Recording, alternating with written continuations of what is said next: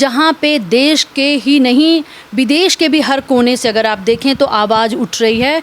उस रूम से जो वीडियो लीक हुआ, उस रूम के जो फोटोग्राफ्स लीक हुए, उसमें क्लियर कट लोगों को समझ में आ रहा है कि इट्स नॉट ए सुसाइड। किसकी इतनी हिम्मत हो गई? ये तो हो गया कि क्राइम स्पॉट को आपने छेड़ दिया। जो सिद्धार्थ पिठानी का जो नाम आ रहा है, उनका तो इमीडिएट अरेस्ट बनता है। अब संजय राउत का कहना है कि मैं सीबीआई को यहाँ आने नहीं दूंगा। सीआरपीसी 177 से 181 तक किसी भी स्टेट में अगर एफआईआर लॉन्च होता है और वहाँ से उस स्टेट की पुलिस का पूरा राइट है कि दूसरे स्टेट में जाकर के वो इंटरवीन करे, सीज करे, अरेस्ट करे और आप कुछ नहीं कर सकते हैं। सीबीआई को नहीं आने देंगे अपने स्टेट के अंदर, तो मैं आपको बता दूं आप देशद्रोही हैं। के ऊपर देशद्रोह के तहत मुकदमा चलना चाहिए। इंडिया का जो कॉन्स्टिट्यूशन है क्या उस महाराष्ट्र के ऊपर लागू नहीं होता? जो कभी हैदराबाद के निजाम ने किया था, चारों तरफ से पूरे हैदराबाद को घेर लिया गया था। बड़ी मछलियां इसमें फंस रही हैं। अब सीबीआई को रोकेंगे? सीबीआई का तो काम है आपको जेल के अंदर ठूंसना, और वो आग ऐसी लगी है जंगल में वो मातोश्री तक पहुंचेगी, इसलिए आपकी बेचैनी इतनी हो रही है। क्लियर कट मनी लॉन्ड्रिंग का केस है। रिया चक्रवर्ती उसमें से एक छोटा सा प्यादा है। फिल्म इंडस्ट्री को, अपने आप को लोग बचा नहीं पाएंगे। संजय राउत को बताना चाहूंगी,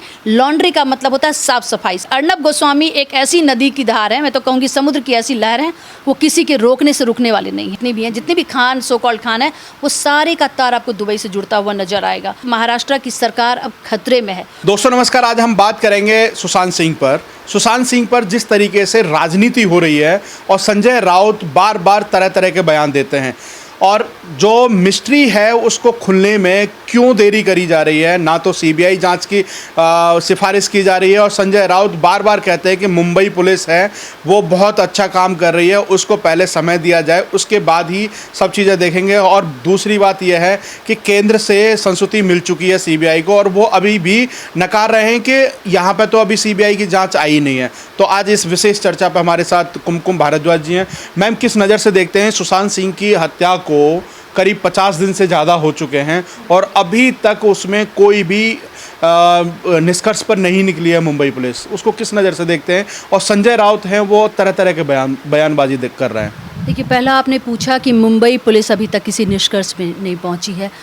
ये बिल्कुल सही बात है कि इतने दिनों के अंतराल के बाद, आई थिंक 14 जून की ये घटना है, और 14 जून के बाद आज क्या डेट है, 10 अगस्त, ऑलमोस्ट आप समझिए कि 2 महीने का वक्त हो चला है। और अभी इस बीच में 2 महीने के वक्त में मुंबई पुलिस इतने बड़े कांड को, जहां पे देश के ही नहीं विदेश के भी हर कोने से अगर आप देखें तो आवाज़ उठ रही है कि इसके ऊपर जो है वो जो भी सीन वहाँ का जो घटनाक्रम हुआ सुशांत सिंह राजपूत का, उस रूम से जो वीडियो लीक हुआ, उस रूम के जो फोटोग्राफ्स लीक हुए, उसमें क्लियर कट लोगों को समझ में आ रहा है कि it's not a suicide, it's clear cut A murder. Anybody, even a child can make out कि ये मर्डर का केस है। उसमें मुंबई पुलिस एक एफआईआर तक लॉन्च नहीं कर पाती है। उसके बाद से जब लोगों का इतना ज़्यादा गुस्सा, इतना ज़्यादा आवाज़ जब उठता है, तो वो हमारे जो सोशल मीडिया पे लोग उनकी बहनों से पूछते हैं कि आप क्यों शांत हैं। अगर देश की जनता इतनी बेचैन है उस चीज़ को जानने के लिए और वो कह रही है कि ये सुसाइड का केस नहीं है, तो उनकी बहन जो यूएसए रहती है, उनका बयान आता है कि पहले वो लोग और उनकी फैमिली जो है, उनके जीजा जी खुद भी एक आईपीएस ऑफिसर है, आप सभी लोग जान ही रहे हैं इस चीज़ को, कि वो लोग पहले ये देख रहे थे कि मुंबई पुलिस का जो जाँच कर रही है, जो इन्वेस्टिगेशन कर रही है, वो किस डायरेक्शन में जा रहा है। पहले वो लोग की अच्छी जाँच वो कर रही है, तो किसी और दूसरे की उसमें इंटरवेंशन की ज़रूरत ही नहीं थी, इंटरफेरेंस की ज़रूरत नहीं थी। लेकिन जब देखा गया कि इतने दिनों के अंतराल के बाद भी मुंबई पुलिस एक एफआईआर तक लॉन्च नहीं कर पाती है, और सबसे बड़ा प्रश्न एफआईआर लॉन्च करने का इस वजह से उठता है कि सुशांत सिंह राजपूत को पंखे से लटका हुआ किसी ने नहीं देखा। ना तो मुंबई पुलिस ने देखा, ना ही उनकी बहन मीतू ने देखा। किसने उतारा उस पंखे से, किसने उनको उतारा? दूसरी बात, किसकी इतनी हिम्मत हो गई? ये तो हो गया कि क्राइम स्पॉट को आपने छेड़ दिया। ये बहुत बड़ा क्राइम है, जिसमें उसमें जो सिद्धार्थ पिठानी का जो नाम आ रहा है, उनका तो इमीडिएट अरेस्ट बनता है। मुझे ये समझ में नहीं आ रहा है कि रिया की बात भी मैं करूंगी, लेकिन सबसे पहले सिद्धार्थ पिठानी, जिन्होंने उनके बॉडी को पंखे से नीचे उतारा, उनकी हिम्मत कैसे हो गई? ये आप समझें कि वो पंखे से लटका हुआ चीज़ शायद वो नहीं था। मुझे ऐसा लगता है कि शायद वो नहीं था। उसको ना ही वो चाबी वाले ने देखा, चाबी वाले को भी चाबी जो डोर है उसको अनलॉक करके उसको भेज दिया जाता है, उसके बाद से दरवाज़ा खोला जाता है। तो दैट इज़ वन। दूसरा, आपने बात करी मिस्टर रावत की, संजय राउत की। संजय राउत का मुझे मतलब उनके ऊपर, उनकी समझ के ऊपर मुझे हंसी आती है कि संजय राउत को, उनको सीआरपीसी पता नहीं है क्या? जब मुंबई पुलिस एक भी एफआईआर लॉन्च नहीं कर पाती है तो फिर हम बिहारियों को ही नहीं, पूरे देश की जनता को पता है कि फिर उसको किस डायरेक्शन से लेकर के जाना है। और सुशांत सिंह राजपूत के जो पिताजी हैं, के सिंह अंकल, वो कहीं ना कहीं राजीव नगर पटना में वो एक एफआईआर लॉन्च करने के लिए एक कंप्लेंट देते हैं। आप समझे कि गो अहेड मिलता है कि सीबीआई की जांच होगी, महाराष्ट्र में होगी सीबीआई की जांच। अब संजय राउत का कहना है कि मैं सीबीआई को यहाँ आने नहीं दूंगा। वो उनको, और दूसरी बात, उन्होंने उनके पिताजी पे भी कुछ इस तरह से बहुत ही लूज टॉक उन्होंने किया है। फिर अंकिता लोखंडे जो भी हैं, उनके उस ऊपर उन्होंने बहुत सारी बातें बोली हैं। मैं पूछना चाहती हूँ Sanjay Raut ji, are you a political person? Do you have some sort of understanding about the kanoon, about the law? Do you know something? आपको ये पता ही नहीं है कि सीआरपीसी के तहत सीआरपीसी 177, मैं बता देती हूँ अगर आपको नहीं पता संजय राउत जी, 177, 178, 179, 180, 181, सीआरपीसी 177 से 181 तक किसी भी स्टेट में अगर एफआईआर लॉन्च होता है और वहाँ से उस स्टेट की पुलिस का पूरा राइट है कि दूसरे स्टेट में जाकर के वो इंटरवीन करे, सीज करे, अरेस्ट करे, और आप कुछ नहीं कर सकते हैं। और अगर आप इस तरीके के चीज़ों पे अगर सवाल आप उठाते हैं कि हम सीबीआई को नहीं आने देंगे अपने स्टेट के अंदर, तो मैं आपको बता दूं आप देशद्रोही हैं। मैं सिंपल शब्दों में कहना चाहती हूँ, आप देशद्रोही हैं और आपके ऊपर देशद्रोह के तहत मुकदमा चलना चाहिए। आप ये नहीं कर सकते। आज आप सीबीआई को मना करें, फिर आप सीआरपीएफ को शायद मना कर देंगे, फिर उसके बाद से जो भी सो कॉल्ड जो पुलिस हमारी है, बीएसएफ को आप मना कर देंगे, आप किसी को नहीं जाने देंगे अपने स्टेट के अंदर। अरे ये हमारा पावर, इसका मतलब आप क्या सिद्ध करना चाहते हैं? आपका एक इंडिपेंडेंट स्टेट है, क्या वो भारत के क्षेत्रफल में नहीं आता? भारत के क्षेत्र में वो, उसके ऊपर इंडिया का जो कॉन्स्टिट्यूशन है, क्या उस महाराष्ट्र के ऊपर लागू नहीं होता? तो आपको मैं बता दूं कि आप उस तरीके की बात कर रहे हैं जो कभी हैदराबाद के निजाम ने किया था जब देश आज़ाद हुआ था और वो भारत में मिलने के लिए तैयार नहीं थे। तो आपको मैं बता दूं कि उस समय पे सरदार वल्लभ भाई पटेल जो हमारे होम मिनिस्टर थे, उन्होंने क्या एक्शन लिया था? चारों तरफ से पूरे हैदराबाद को घेर लिया गया था और आपका एक भी आदमी, वो जो टेरिटरी आपका है महाराष्ट्र का, उससे एक कदम भी बाहर निकालने के लिए उसको राइट नहीं मिलेगा। आप किस तरीके की बात करें? आप देशद्रोही हैं। मैं तो कहूँगी कि इनके ऊपर देश की जनता समझे इन चीज़ों को, और जो हमारे जिनको अंडरस्टैंडिंग है, कानून की अंडरस्टैंडिंग है, उनको एडमिनिस्ट्रेशन की जिनको अंडरस्टैंडिंग है, इनके ऊपर नीरज सिंह जो उनके भतीजे हैं, के सिंह के, जो सुशांत सिंह के ब्रदर हैं, वो भी पॉलिटिकल आदमी हैं, उनको भी थोड़ी अंडरस्टैंडिंग होगी। लोगों से बातचीत करें। के सिंह अंकल खुद जो उनके ब्रदर इन लॉ हैं मिस्टर सिंह, वो भी इन चीज़ों को मतलब कि अपने मद्देनजर रखते हुए उनकी बहनें आगे आएं और उनके ऊपर देशद्रोह का मुकदमा करें। मैम, सबसे बड़ी बात है कि जैसे ही इनका बयान आता है कि के सिंह की दूसरी शादी हो रखी है और वो घर से उनके रिश्ते अच्छे नहीं थे, हो सकता है इस वजह से डिप्रेशन में थे, इसलिए सुसाइड किया होगा। तो नीरज ने अब खुलासा किया है कि उनके घर से अच्छे ताल्लुकात थे। अगर ऐसे बयान करेंगे या तो संजय राउत माफ़ी मांगे, नहीं तो उनके ऊपर हम कोर्ट जाकर के केस कर देंगे। देखिए, ये जो उन्होंने बहुत ही लूज टॉक किया है, संजय राउत ने बहुत लूज टॉक किया है। दूसरी शादी करना क्या कानूनन गुनाह है? जिन लोगों ने गुनाह किया उसको आप बचा रहे हैं, और जिन मतलब बेतुकी बातें कि उन्होंने दूसरी शादी की, तीसरी शादी की, क्या सेंस बनता है इसका कहने का? और मैं आपको बता दूं कि ये कोई दूसरी तीसरी शादी का, बड़ी मछलियां इसमें फंस रही हैं और ऑलरेडी सिंस ईडी वहां तक पहुंच चुका है, इन्फोर्समेंट डायरेक्टरेट जो है वहां तक पहुंच चुका। आप किसको रोकेंगे? आप सीबीआई को रोकेंगे? सीबीआई का तो काम है आपको जेल के अंदर ठूंसना। जो वहाँ से डिटेल्स निकाल करके लाएगा वो तो ईडी है, इन्फोर्समेंट डायरेक्टरेट है, वो तो आपके घर तक पहुँच चुका है, वो तो पेनिट्रेट कर रहा है। और वो आग ऐसी लगी है जंगल में कि मातोश्री तक वो आग की जो लपट है ना, आग का जो उसका जो इफेक्ट है, जो उसकी ताप है, वो मातोश्री तक पहुँचेगी। इसलिए आपकी बेचैनी इतनी हो रही है और उसमें सारे आएंगे। ये मनी लॉन्ड्रिंग का केस है। मैं आपको सिंपल बताऊँ, कानून की थोड़ी बहुत जानकार मैं भी रखती हूँ, मुझे भी अंडरस्टैंडिंग है। ये क्लियर कट मनी लॉन्ड्रिंग का केस है। रिया चक्रवर्ती उसमें से एक छोटा सा प्यादा है। ये कहाँ कहाँ लपट ये लगेगी आप इसका अंदाज़ा नहीं लगा पा रहे हैं।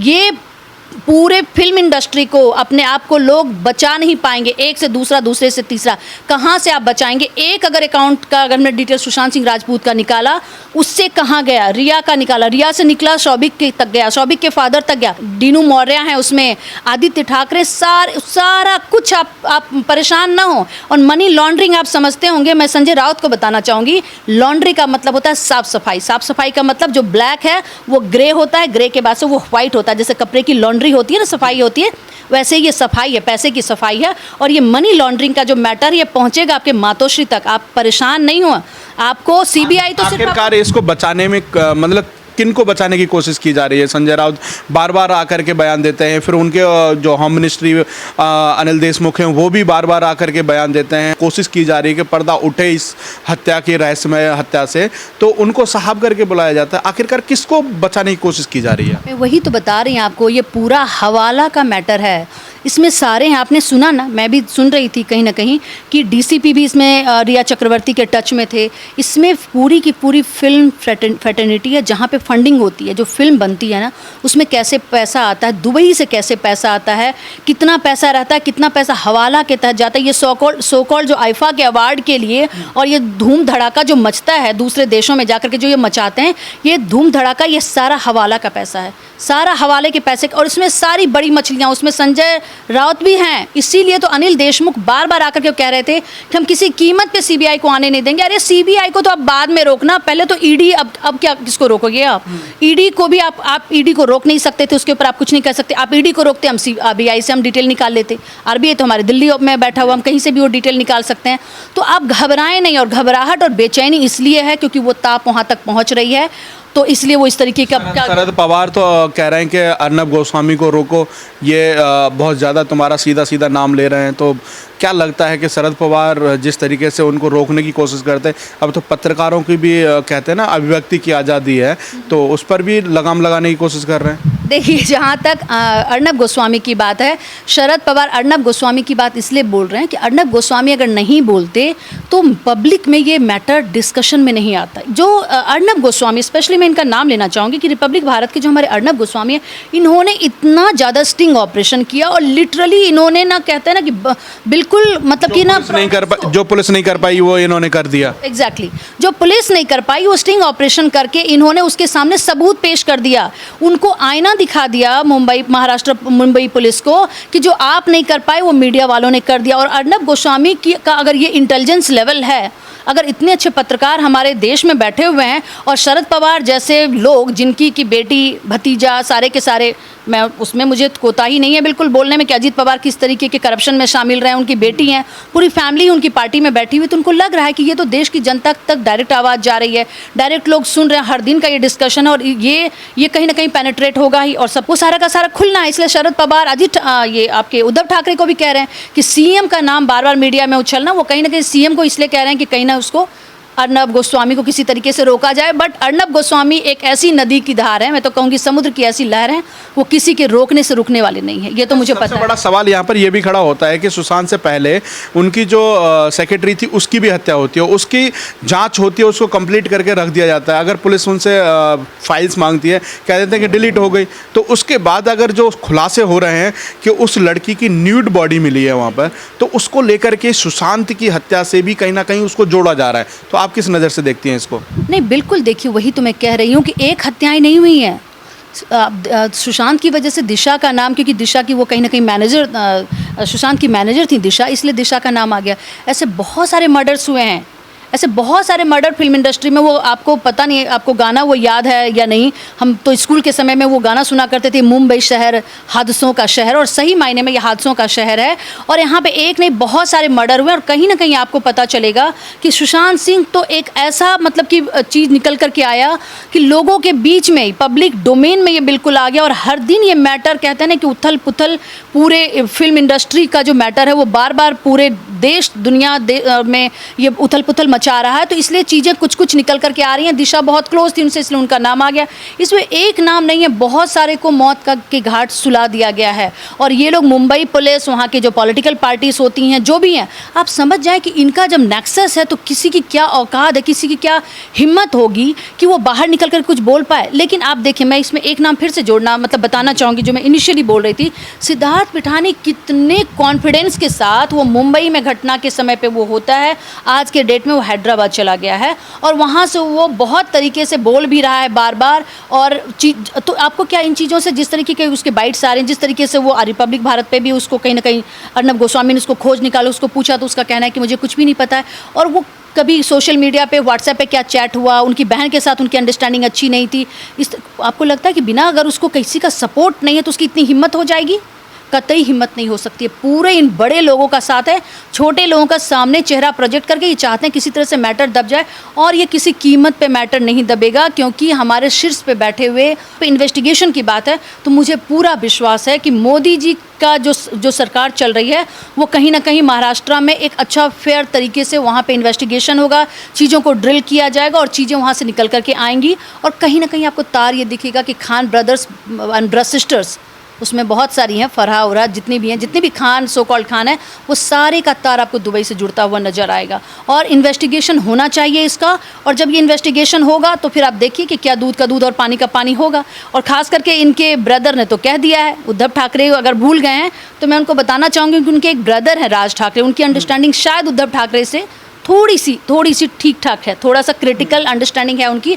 उन्होंने कह दिया है कि महाराष्ट्र की सरकार अब खतरे में है। तो जब इस तरीके की घटना को अंजाम देंगे तो सरकार, लोगों का तो नज़र में आप हैं ही, तो जब सीबीआई इन्वेस्टिगेशन होगा, आप बिल्कुल कटघरे में खड़ा हुआ आपको अगर पब्लिक पाएगी, आपको सरकार इन्वेस्टिगेट करके वो क्लियर कर देगी कि आप कल्प्रिट हैं उसमें, तो सरकार तो आपका जाना तय है।